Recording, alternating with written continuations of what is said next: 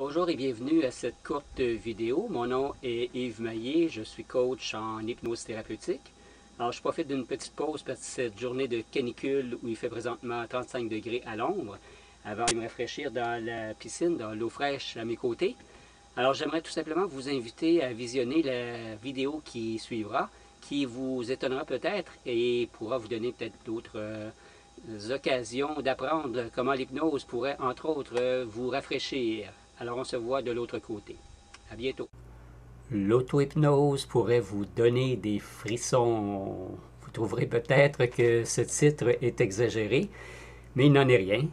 Lorsqu'on parle de frissons, on fait soit allusion au danger, soit on fait allusion à une émotion qui nous touche en profondeur.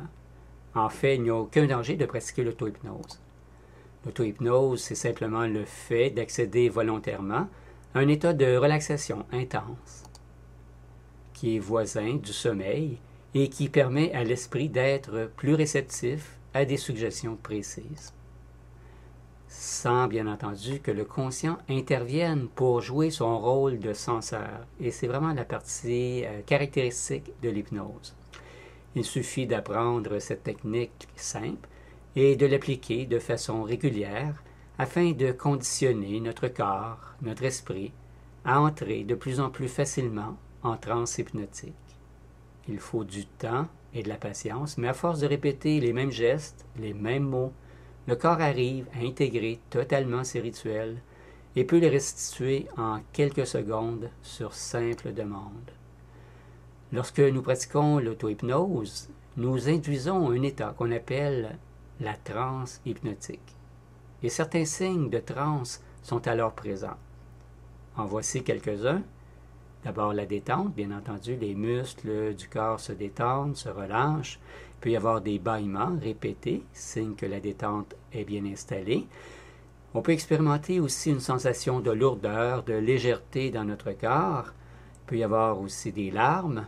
Il peut y avoir un ralentissement ou une accélération du rythme respiratoire.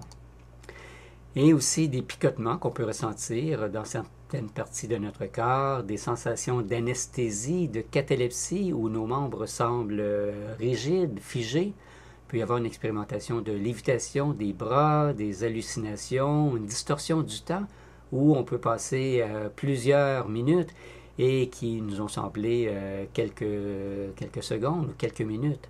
Il peut y avoir aussi des tressautements musculaires, des sursauts, et bien entendu, des frissons, comme je vous en avais parlé et promis.